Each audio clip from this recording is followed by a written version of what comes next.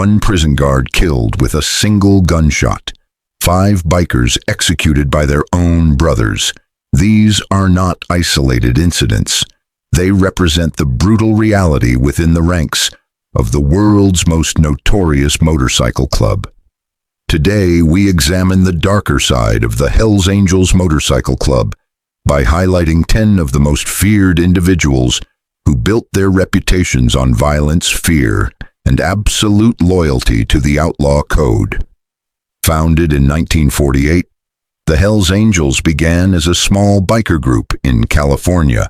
Over the decades, it evolved into a global criminal syndicate operating in over 66 countries with more than 6,000 members worldwide. Beneath the surface of leather jackets and Harley-Davidsons lies a violent underworld, where loyalty is enforced through murder and where crossing the wrong person can lead to permanent disappearance. These are the men who defined that world, the enforcers, the killers, and the ones even other Hells Angels feared. 10. Adam Lee Hall, the Triple Murderer, Massachusetts, USA. Adam Lee Hall was more than just a senior member of the Hells Angels in Massachusetts. He was a convicted triple murderer. In 2011, Hall orchestrated one of the most shocking crimes in the state's history. Alongside 2 accomplices, he executed David Glasser and 2 of Glasser's associates. The motive: Glasser had planned to testify against Hall in an assault case. The victims were shot and dismembered, their remains discarded in a ditch.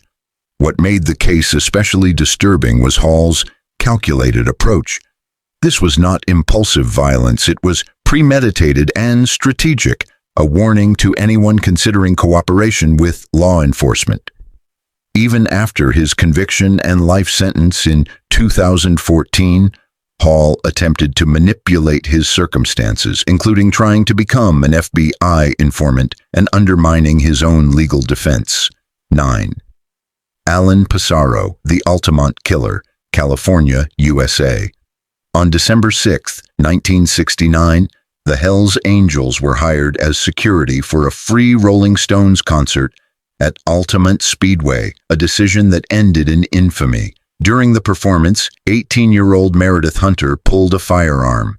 Alan Pissarro, a member of the Angels, responded by leaping from the stage and stabbing Hunter to death, an act captured on film in the documentary Gimme Shelter. Although Pissarro was acquitted on grounds of self-defense, witnesses later stated that the Hells Angels had attacked Hunter before he pulled the weapon. The murder became one of the darkest moments in rock history and cemented the Angels' reputation for unchecked violence. 8. Hans Joachim Big Walter Ehrich, the Nazi Connection, Canada. Hans Joachim Ehrich, a former SS officer during World War II, fled post-war Germany and re-established himself in Canada. As president of the Thunder Bay chapter, Big Walter became one of the most sinister figures in Hells Angels history. He merged Nazi military discipline with organized crime tactics, helping to expand the Canadian Hells Angels deep into drug trafficking. Erich used his wartime experience in logistics and hierarchy to improve the gang's operational security and command structure. His legacy was not only violent but also ideological. He helped develop the strategic use of fear and domination that defined the group's culture for years. 7. Benjamin Benji Nolan, Australia's enforcer. In the Australian underworld, few names invoke more fear than Benjamin Nolan. As the national enforcer for the Hells Angels, Nolan was known for his unprovoked violence and sheer brutality.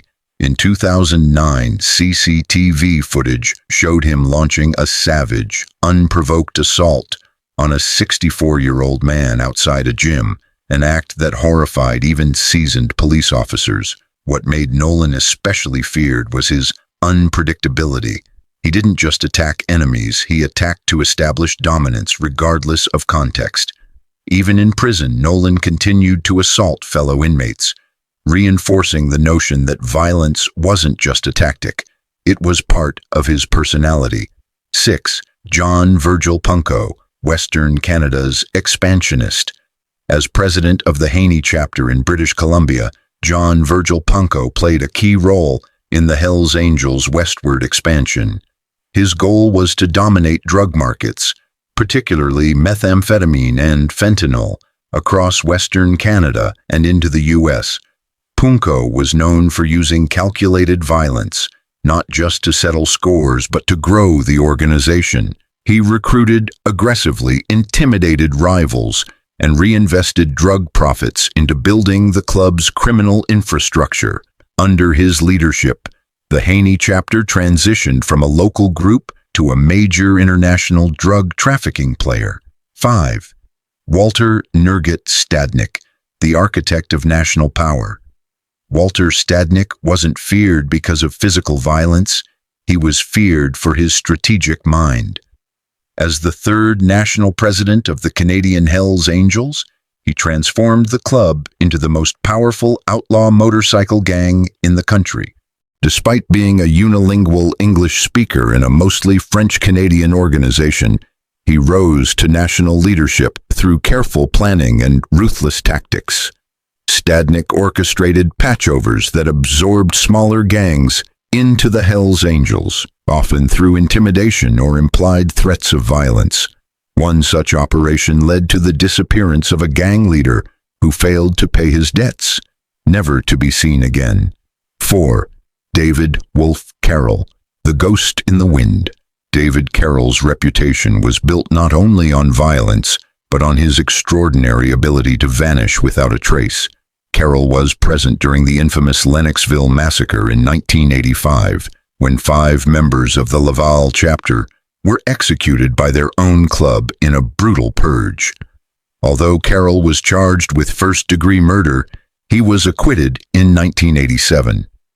In 2001, Operation Springtime issued an arrest warrant for Carroll on 13 counts of first-degree murder. At the time, he was in Mexico. When Canadian authorities moved to extradite him, Carroll disappeared again. He has now eluded capture for over 2 decades, making him one of the most wanted fugitives in the world. His continued freedom, despite international pressure, has only deepened the fear and respect surrounding his name. 3. Yves Apache Trudeau, Canada's most prolific killer. If body count alone determined rank, Yves Trudeau would be at the top of this list. By his own confession, Trudeau murdered 43 people during his time with the Hells Angels, making him the most prolific serial killer in Canadian history. At 5 feet 6 inches and 135 pounds, Trudeau hardly looked the part. Clean-cut and unassuming, his appearance made him the perfect assassin. His nickname, Apache, came after he scalped one of his victims. 29 people were shot. 10 were killed by explosives. 3 were beaten to death. 1 was strangled. One of his victims, a 19-year-old named Sylvain Lelièvre, was murdered simply for mocking the Angels by handing them a bag of popcorn to survive the winter. It was enough to sign his death warrant. Trudeau became an expert bomb maker, even working at an explosives factory to refine his skills. His services were often contracted out to other criminal organizations, including Montreal's West End gang. His talents earned him the Filthy Few patch, allegedly reserved for members who have killed for the club.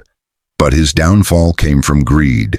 After being paid nearly $100,000 for contract killings, Trudeau withheld money owed to other chapters to feed his growing cocaine addiction.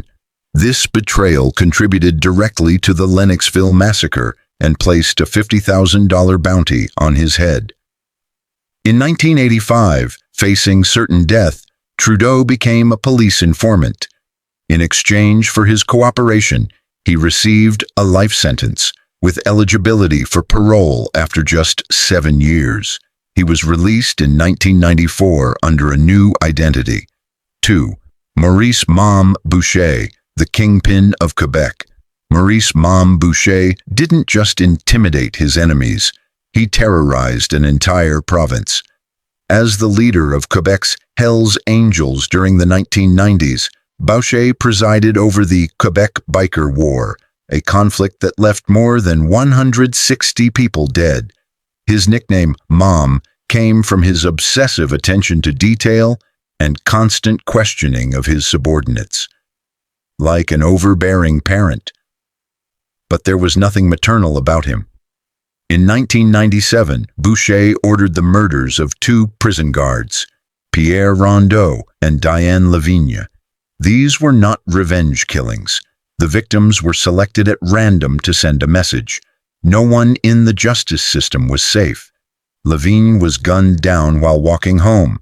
Rondeau was ambushed while driving a prison transport van. His colleague survived but was left permanently traumatized. These calculated assassinations sparked chaos. Correctional officers across Quebec began calling in sick, fearing for their lives. The justice system itself was under siege. Financial records later revealed that in just the first 8 months of 2000, Quebec's Hells Angels earned over $111 million. Boucher had turned the club into a criminal empire. Even after being convicted and sentenced to life, Boucher continued to plot from prison. In 2015, he was caught conspiring to murder a Montreal Mafia associate.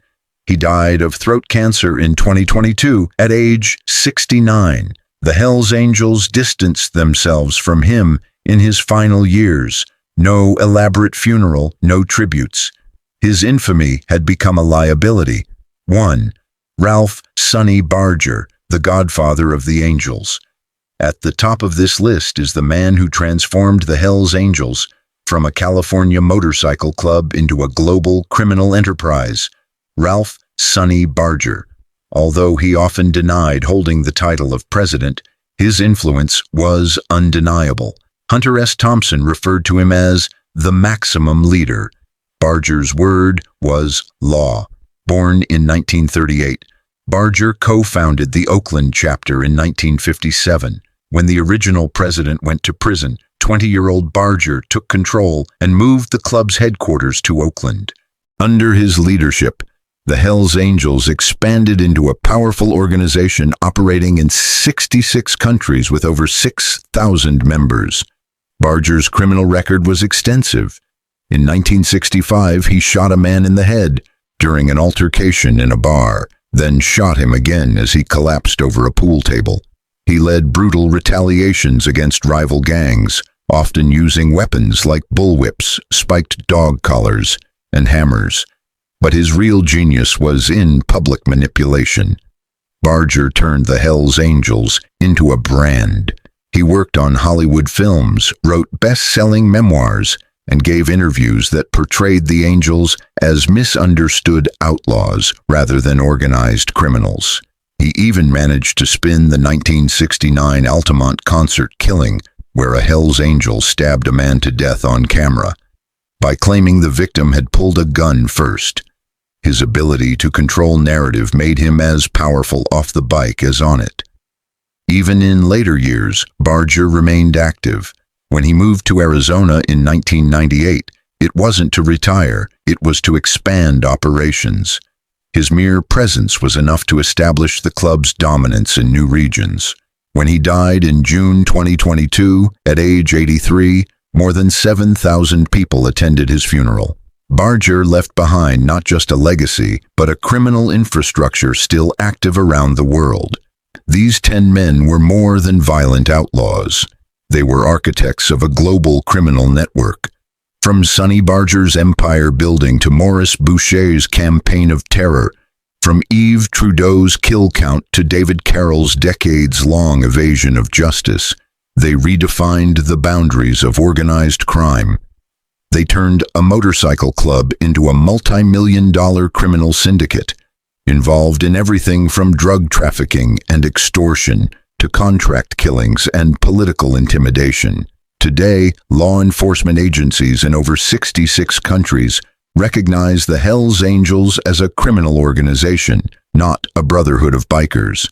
The club's influence spans continents, and its most feared members helped shape that reach, through systematic violence, strategic terror, and calculated brutality. Their legacy endures not just in club lore, but in every smuggling route, every laundering operation, and every silent threat that still echoes from the rumble of a Harley-Davidson on the open road.